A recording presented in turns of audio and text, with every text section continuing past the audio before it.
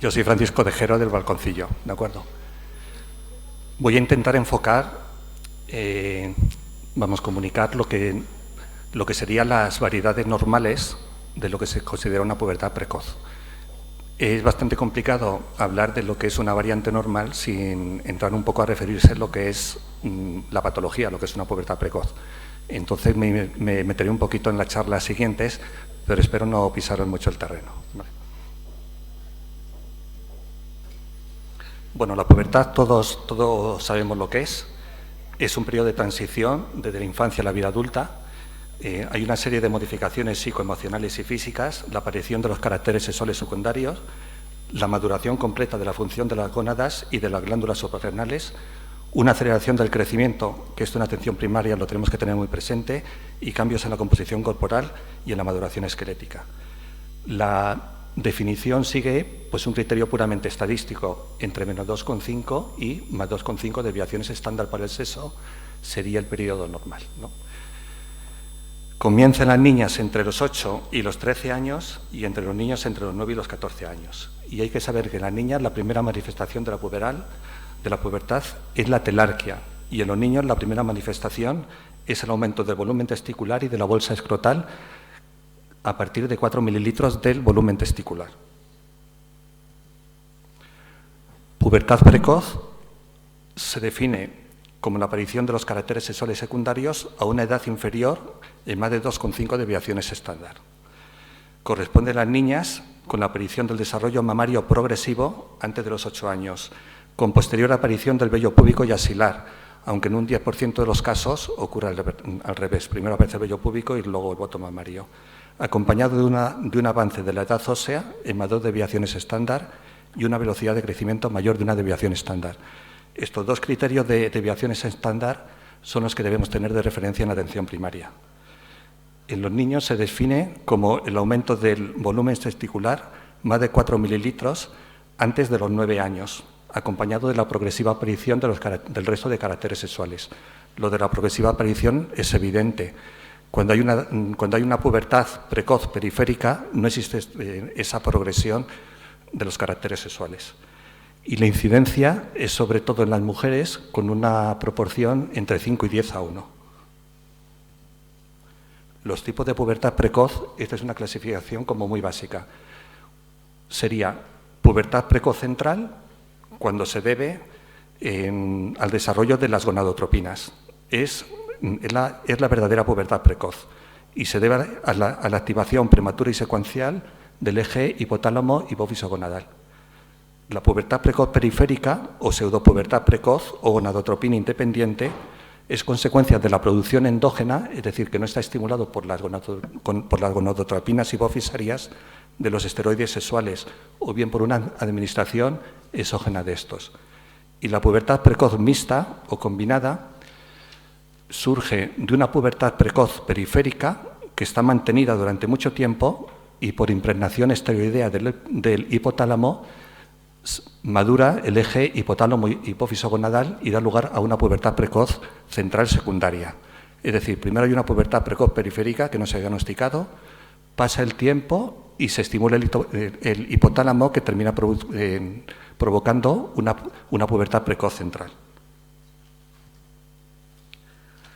Hay que saber que más del 90% de los casos son de origen central y que en las niñas la causa es idiopática, en un 90%. En los niños la principal causa son causas orgánicas y hay que descartar sobre todo tumores cerebrales. Tener en cuenta que cuanto menor sea la edad de presentación, mayor riesgo de organicidad. Y la pubertad precoz central es siempre isosexual, mientras que la pubertad precoz periférica puede ser isosexual o heterosexual y las gónadas no maduran. Voy a poner ahora en un par de diapositivas que son el esquema general de toda la charla. Comprendiendo esto, podemos interpretar el resto de los casos. Aunque quiero hacer aquí un pequeño inciso. Muchas veces lo que parece que es, no lo es, y lo que parece que no es, lo es, ¿no? Creo que con la pubertad precoz hay que andarse con bastante cuidado, porque aunque pensemos que no lo sabemos, llega un momento que nos podemos equivocar. Este esquema se refiere a la adrenarquia. depende de la glándula suprarrenal y es el inicio de la secreción androgénica suprarrenal que precede al aumento de las gonadotropinas y a la gonadarquia. Precede bioquímicamente, porque fenotípicamente lo primero que va a aparecer son los signos dependiendo de la gonadarquia, ¿vale? Depende todo de la zona reticular de la glándula suprarrenal. Ahí veis la zona glomerular, la zona fascicular y al final la zona reticular.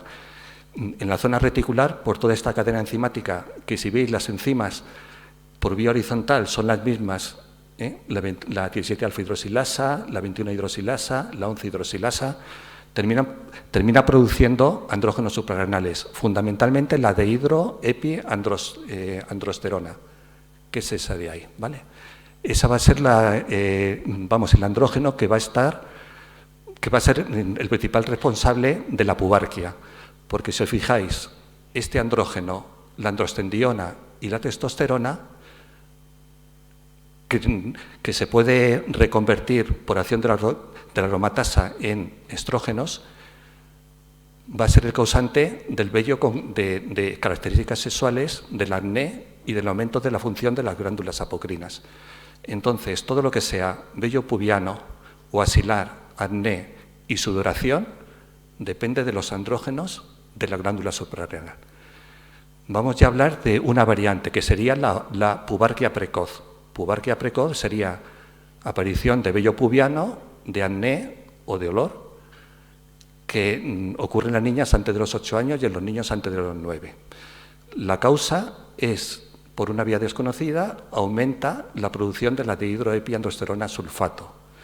Pero estos valores aumentados, aunque están un poquito por encima de los valores de un Tanner 1, que es el Tanner prepuberal, suelen ser unos valores correspondientes al Tanner 2. El Tanner 2 sería el comienzo de la pubertad, es decir, no son unos valores muy elevados.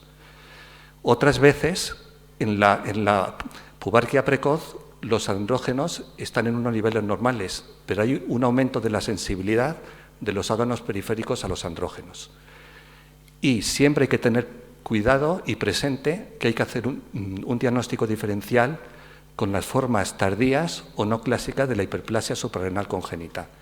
En la prueba del talón determinamos el déficit total de la 21-hidroxilasa, pero hay hiperplasias suprarrenales congénitas en donde la 21-hidroxilasa se expresa parcialmente. Eso hace que sobre los 5 y 6 años esta cadena enzimática está limitada y las cadenas enzimáticas se van desarrollando hacia la derecha.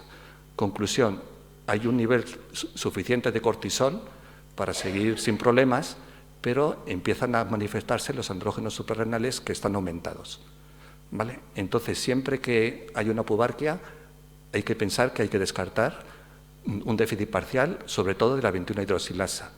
Pero también puede haber hiperplasias suprarrenales congénitas no clásicas por un déficit de la 3-beta hidroxiesteroide deshidrogenasa y de la 11-hidroxilasa. Y eso hay que tenerlo en cuenta también, ¿eh? Bueno, la pubarquia precoz no se acompaña habitualmente de un adelanto de la edad ósea marcado, es leve, ¿de acuerdo? Y bueno, el otro eje que hay que tener presente es el de la gonadarquia. Es el crecimiento y la maduración de los gónadas y se asocia a un aumento de la secreción de los esteroides sexuales.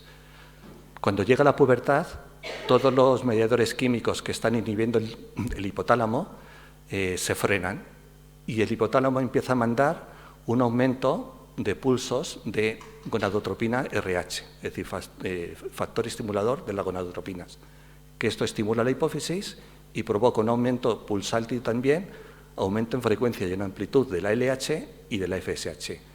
Habitualmente siempre está aumentada la FSH, pero cuando llega la pubertad crece tanto la LH que la proporción FSH-LH empieza a ser mayor de 0,6.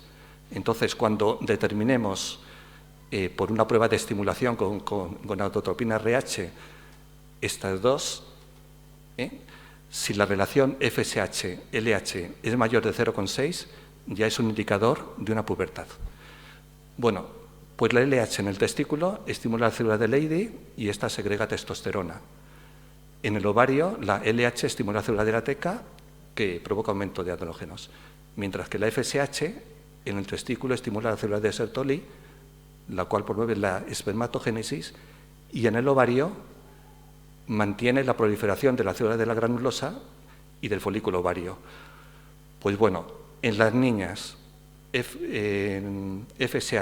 ovario, estradiol es el responsable de la telarquia y de la maduración de las mamas, también de la menarquia y la aparición de los ciclos menstruales regulares. Mientras que en los niños, la LH en el testículo, testosterona, aumento del volumen testicular. Bueno, pues este aumento del volumen testicular, más de 4 mililitros, comienzo de la pubertad en el varón. Todo lo relacionado con la mama, en las niñas, comienzo de la pubertad. Vamos a hablar de las variantes normales. Bueno, pues una variante normal sería la telarquia precoz. Como dice la palabra, desarrollo del botón mamario antes de los 8 años en las niñas. Las causas son 4.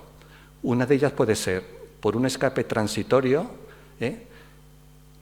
de pulso de gonadotropina RH que produce un aumento de secreción de estradiol. Esto hace que prolifere la mama. Pero es un aumento de estos pulsos transitorio, lo cual hace que al cabo de un tiempo ceda, ¿vale? Este estímulo de la FSH en el ovario provoca proliferación de folículos. Si hubiera una involución folicular, también podría haber un aumento de estradiol que explique la telarquia. Los estrógenos pueden proceder también de vía externa, bien por pomadas cosméticas o bien por alimentos con estrógenos, ¿vale? Y hay otra causa, que sería la última, que sería con unos niveles normales de estrógenos existe un aumento de la sensibilidad del tejido mamario. Otra de las variedades de la pubertad precoz normales sería la menarquia prematura. Como dice la palabra, la menarquia prematura sería empezar a tener ciclos menstruales entre el primero y los 9 años de edad. Se debe, igual que la telarquia, al escape transitorio y parcial de la gonadotropina RH que provoca aumento de estrógenos. Puede ocurrir que se extienda hasta los 9 años, pero esto no limita el comienzo de la pubertad, que será una pubertad normal, y que luego seguirá con ciclos menstruales normales. Desgraciadamente, en este caso de la menarquia precoz, aunque suelen ser benignas, hay que hacer un diagnóstico por exclusión. Siempre hay que pensar de que hay una serie de causas que nos obliguen a derivar al paciente al hospital. Ahora hablamos de las causas. Bueno, los estadios de Tanner. Los estadios de Tanner son los que utilizamos para definir el desarrollo puberal. El estadio 1 siempre sería el estadio prepuberal. El estadio 2, en la niña sería el comienzo del botón mamario, y de vello púbico, pues un comienzo de vello púbico lacio y escaso. Quiero aquí matizar que 2 pelos pueden ser importantes, y no es por hacer un chiste. Recuerdo que en una de las últimas charlas que asistí, la endocrina que estaba explicando esto se cansó de decir que 2 pelos no son nada. Bueno, pues 2 pelos pueden ser todo. Así que aquí en mi experiencia hay que tenerlo en cuenta, y después en el caso clínico lo veremos. En los niños, el estadio 2 sería el aumento de los testículos, que empiezan a ser mayor de 4 mililitros. El estadio 3 en las niñas, el botón mamario rebasa lo que es la areola mamaria y tiene un contorno regular la mama. En el estadio 4, la mama tiene un escalón, que sería el de la areola, y el pezón, que sobresale sobre el resto de la mama. Y el estadio 5 ya sería una mama adulta con un reborde uniforme. El vello pubiano sería igual. Comienzo de vello pubiano lacio, vello pubiano más abundante, forma triangular, y aquí que ya llega a lo que serían las caras internas de los muslos. Y en los niños, el estadio 2 sería 4 mililitros de volumen testicular con un aumento de la bolsa escrotal, la piel del escroto más rugosa. En el estadio 3, el volumen testicular entre 6 y 12 mililitros, aumentados de longitud del pene, más pelos pubianos. El estadio 4, tamaño testicular entre 12 y 15, aumento de la longitud y del grosor del pene. Y ya el estadio 5, pues un desarrollo maduro. Variantes normales. Bueno, lo primero, tranquilizar a los padres. Esto lo más fácil es que sea benigno, pero eso sí, hay que estar pendiente de hacer un seguimiento de los pacientes con una valoración periódica cada 3 o cada 6 meses. Y hay que valorar la velocidad de crecimiento, la progresión de los caracteres sexuales y la edad ósea.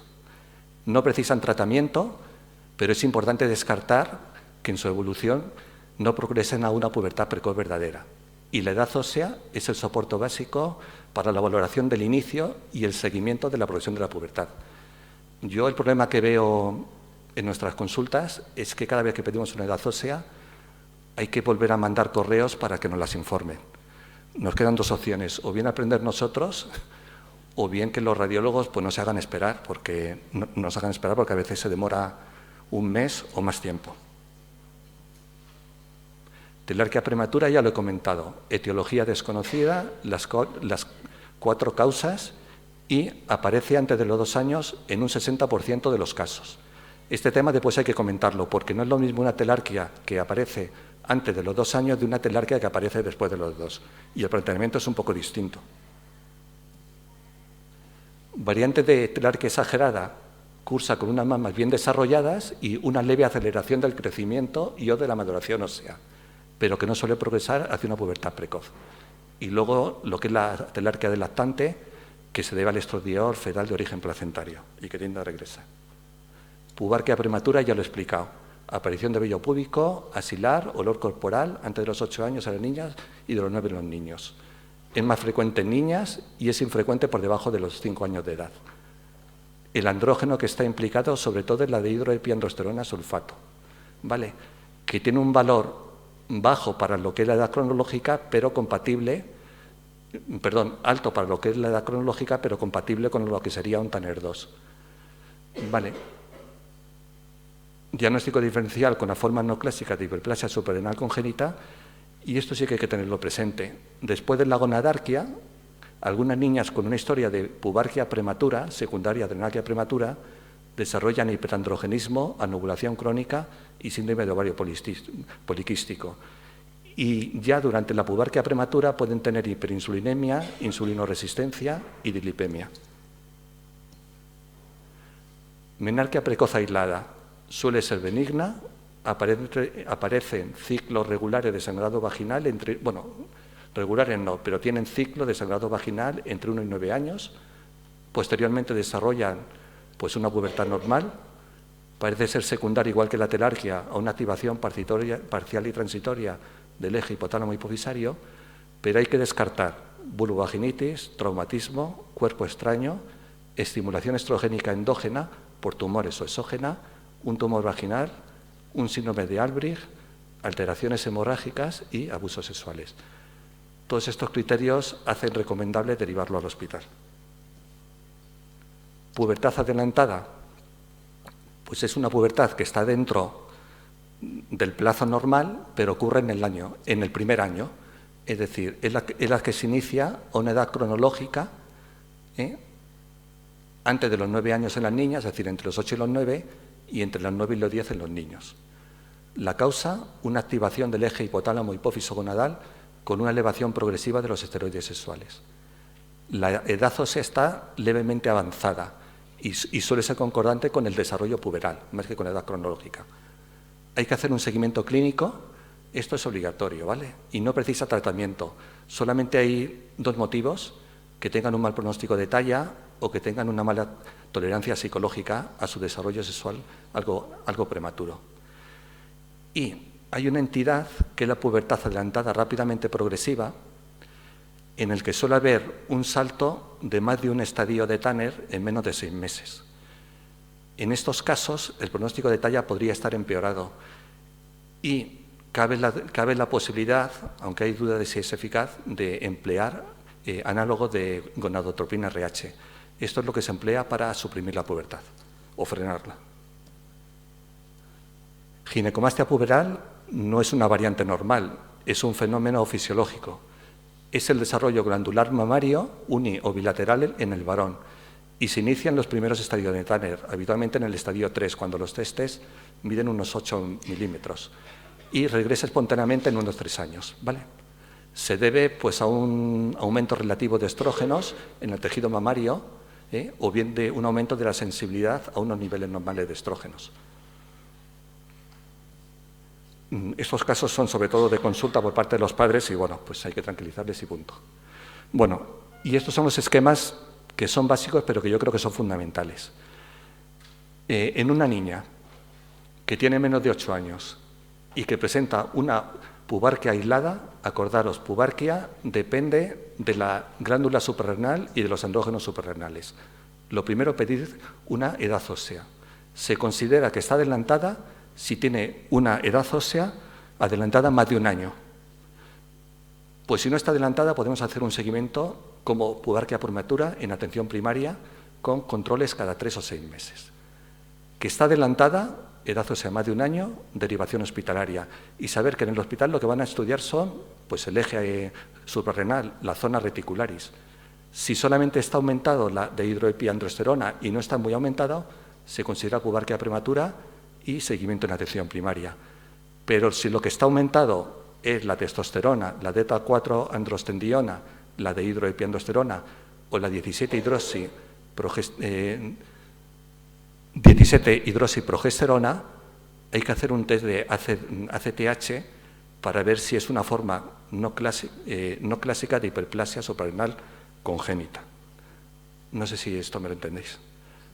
Esto es la zona reticularis, todos los andrógenos están implicados, o la 17-hidroxiprogesterona, que estaría aumentada por un déficit de la 21-hidroxilasa. Tener en cuenta que si en una analítica, que todo esto lo podemos pedir 17-hidroxiprogesterona, testosterona, estrógenos y nada más. Antes se podía pedir, hace 4 o 5 años, se podía pedir la delta-4-androstendiona y la dehidroepiandrosterona sulfato. Luego esto lo podíamos nosotros enfocar. Pero ahora solamente se puede testosterona y esto, ¿no? Si este valor es superior a 1 nanogramo mililitro, quedaros con la fecha de 1 nanogramo mililitro, puede ser sospechoso y hay que hacer un test de ACTH para descartar pues, una hiperplasia suprarrenal congénita. Y si los andrógenos, fundamentalmente estos, están muy elevados, más de 700, pues hay que descartar tumores. En las niñas, telarquia aislada, igual, edad ósea que no está adelantada más de 1 año. Que no está adelantada, telarquia prematura, seguimiento por nosotros cada 3 o 6 meses. Podríamos pedir una ecografía pélvica, pero el problema es que los radiólogos yo creo que no nos la hacen en atención primaria. Ecografía pélvica, ¿qué sería? Pues sería investigar longitud uterina, volumen uterino, relación cuerpo-cuello y la línea endometrial, que eso puede indicar que ya se esté en una pubertad precoz. También se valoran los ovarios y de los ovarios se mide la media de los volúmenes de ambos ovarios y si tienen más de 6 folículos, mayor de 10 milímetros. Si esto no lo pudieran hacer, pues sería también un adelanto, ¿no? Si la edad ósea está adelantada, derivación hospitalaria y como estamos hablando de mamas, pues estudia toda la cadena enzimática de la gonadarquia.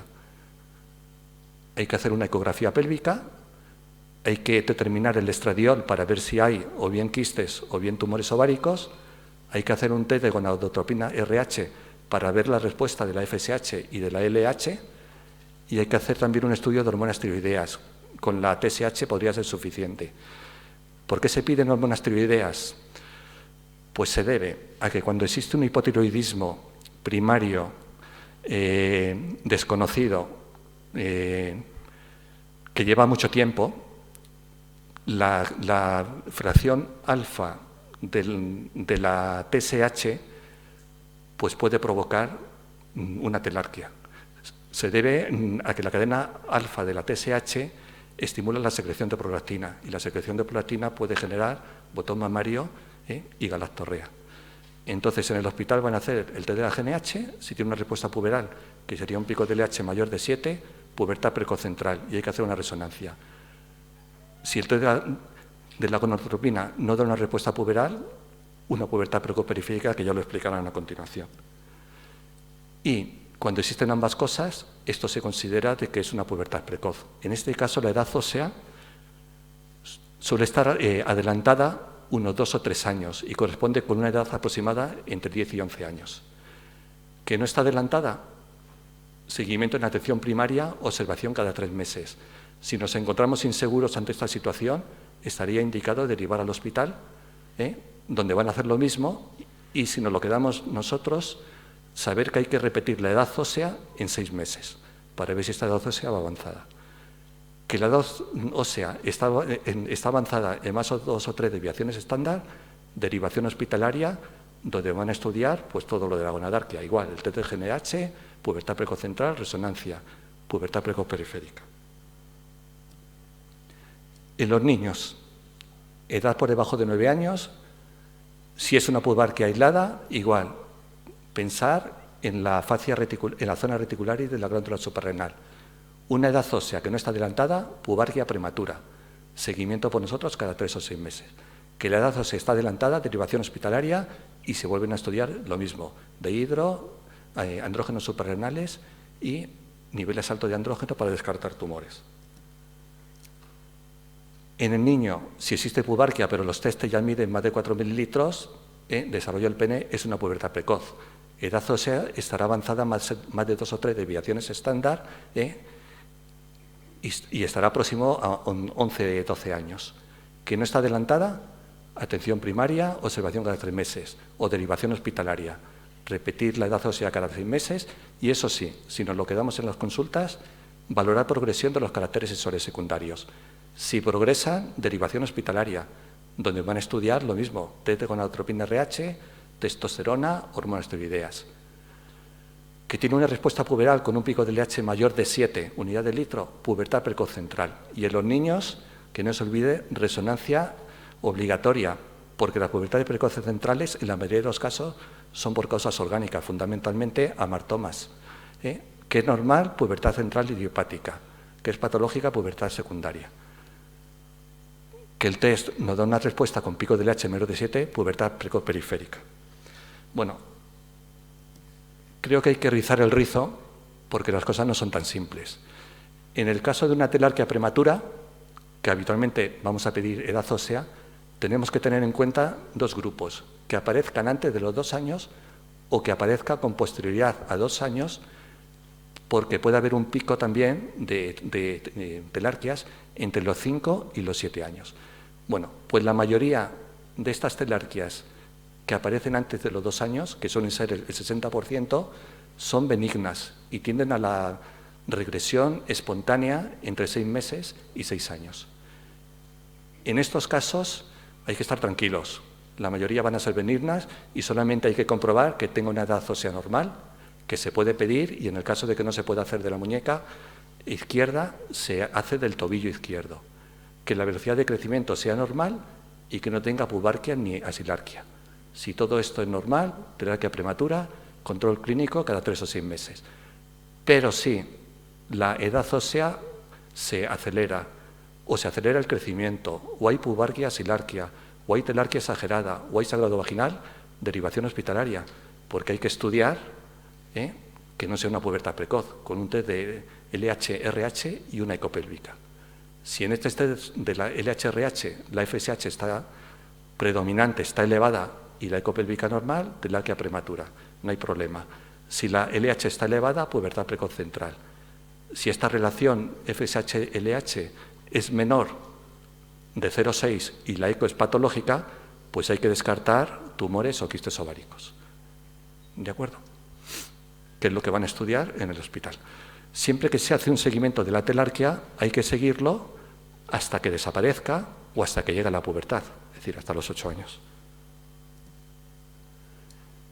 Y esto de la telarquia prematura, que siempre habíamos empezado contando que hay que hacer una edad ósea y ver si está por debajo, es decir, si no está adelantada o si está adelantada, hay endocrinos que piensan que hay que hacer un estudio completo más o menos desde el principio.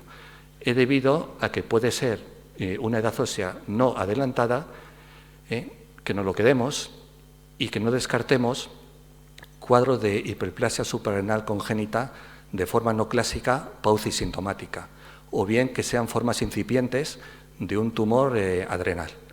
Entonces ellos recomiendan determinar los andrógenos suprarrenales, lo mismo de siempre, hacer un test de ACTH, que esto es a primera hora de la mañana, se le inyecta ACTH y se ve la respuesta del cortisol y de la 17-hidroxiprogesterona, se ve a los 30 y 60 minutos. ¿Vale? Y hacer también una ecografía abdominal y una edad ósea. Bueno, pues vamos a ver las posibilidades.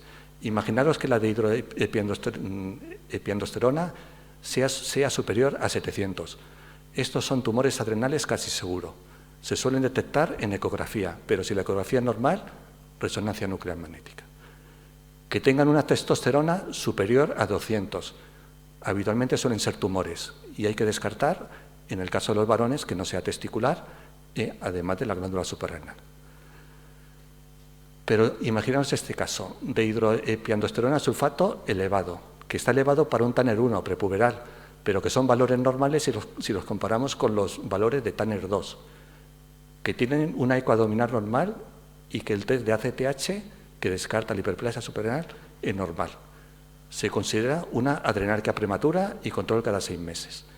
Pero en estos casos, si hay una adrenarquia exagerada es un concepto en el que algo que parece una adrenarquia prematura resulta que tiene una edad ósea acelerada, pero acelerada a lo mejor 2 desviaciones estándar, o que tiene una velocidad de crecimiento bastante acelerada.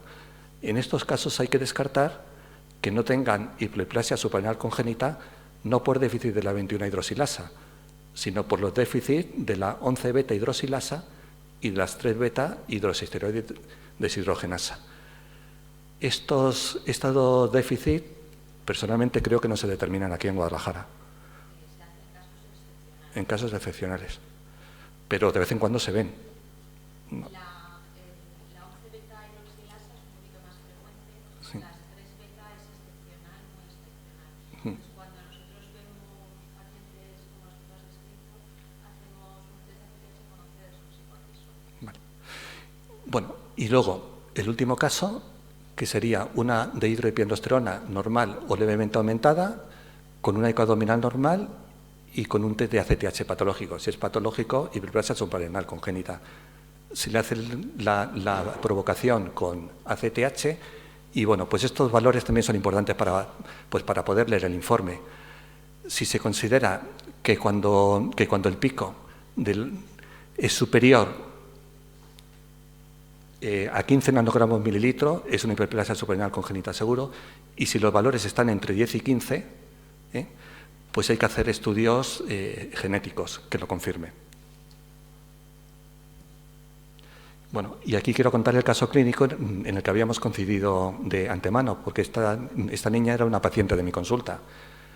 Me voy a echar culpas porque hay cosas que yo creo que no hice bien después de analizar la cosa, pero que no me da pudor contarlo porque el resultado ha sido bueno. Entonces, si hubiera sido malo, no lo hubiera contado.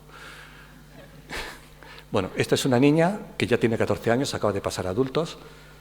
Lo digo porque la talla genética era de 1,63 y ahora mide, pues a ver si lo veo por aquí, 1,64,2.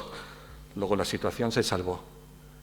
Bueno, pues esta niña acudió con 6 años y 12 meses porque presentaba botón mamario en la mama derecha. No tenía silarquia ni pubarquia, no dolor corporal ni acné y tenía una talla en el percentil 75. Le dije a la madre revisión en 2 meses, a ver qué pasaba. Aquí no hice la diferencia de telarquia por debajo de 2 años y por encima de 2. No lo tuve presente. Entonces le dije revisión en 2 meses. Tardó 5 meses en venir. Y a los 5 meses seguía en la talla en el percentil 75, acordaron de hacer el seguimiento de la velocidad de crecimiento, no presentaba botón mamario, había desaparecido, y esto lo había escrito mal, era A1 es que no hay vello axilar, S1 y EP1, y diagnóstico estadio prepuberal. 5 meses más tarde, acudió otra vez a revisión, había pegado un salto de percentil de talla del 75 al 90, pero seguía en un estadio prepuberal, A1, S1 y EP1. Pero 5 meses más tarde viene la madre y me dice que le han salido unos pelitos. Seguía en la talla en el percentil 90 y tenía un Tanner A1, S1, no tenía botón mamario y tenía un P2. Un P2 porque realmente Vamos a ver, realmente no. Tenía 2 pelitos, pero no es el P2 por 2 pelitos, sino porque había empezado el vello púbico, pero os aseguro que era un pello lacio que me tenía que quitar las gafas para poderlos ver, porque casi no lo detectaba. No le di importancia, le dije revisión dentro de unos meses y 4 meses más tarde refiere dolor abdominal desde hace 2 o 3 días, olor corporal, dolor en región mamaria izquierda, la talla seguía en el percentil 90 y aquí, esto era un S2, solicito edad ósea y analítica. Debo decir que lo solicité pues porque llevaba ya bastantes seguimientos, pero realmente no tenía conciencia de que esto pudiera ser una pubertad precoz. Entonces le pido una edad ósea y 2 semanas más tarde me llevo el gran susto. Edad ósea se corresponde con 11 años y este valor se encuentra a 4 desviaciones estándar por encima de la media para la edad cronológica del paciente, 7 años y 11 meses. Había pedido una analítica donde se podía pedir bastante más cosas que ahora. El caso clínico también, nuestra parte, si quieres lo Sí. desarrollamos, porque es que va conectada vuestra explicación con el caso clínico. Lo dejamos, ¿Lo dejo aquí? lo dejamos cuando tú lo derivas, ¿no? Que es Sí, con la analítica inicial. pero lo derivé aquí. Vale, pues con esa. Bueno, pues mira, fijaros, una de hidroepiandrosterona sulfato 203, el límite 85, una 17 alfa hidroxiprogesterona 49,31. Acordaros que esto, cuando es un valor mayor de 1 nanogramo mililitro, hay que hacer pruebas de estimulación. En este caso no hacía ni falta, porque eran 49. Y la delta 4 androstendiona estaba también un poquito elevada. La FSH y LH estaban en valores normales.